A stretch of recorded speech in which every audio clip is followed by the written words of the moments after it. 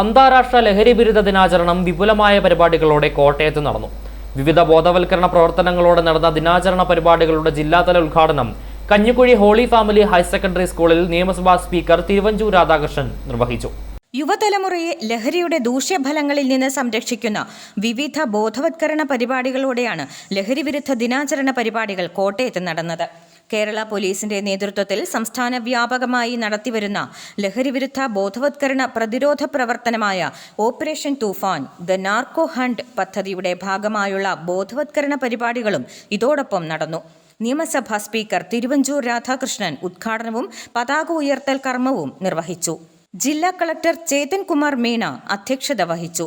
ജില്ലാ പോലീസ് മേധാവി സാബു കെ.എം. മുഖ്യപ്രഭാഷണം നടത്തി. Kottayam municipal chairman Santhosh Kumar MP ലഹരിവിരുദ്ധ പ്രതിജ്ഞ ചൊല്ലി നൽകി.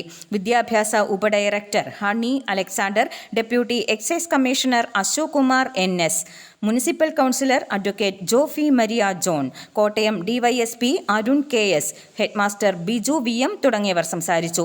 ലഹരിക്കെതിരായ ജനകീയ മുന്നേറ്റം ശക്തിപ്പെടുത്തുക എന്ന ലക്ഷ്യത്തോടെ സംഘടിപ്പിക്കുന്ന പരിപാടിയിൽ മിനി മാരത്തൺ, ലഹരിവിരുദ്ധ റാലി, ഫ്ലാഷ് മോബ്, തെരുവ് നാടകം, സ്കിറ്റ് തുടങ്ങിയ വിവിധ ബോധവത്കരണ പരിപാടികൾ അരങ്ങേറി.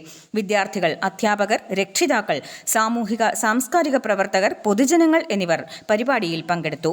I4A news, Ettumanoor.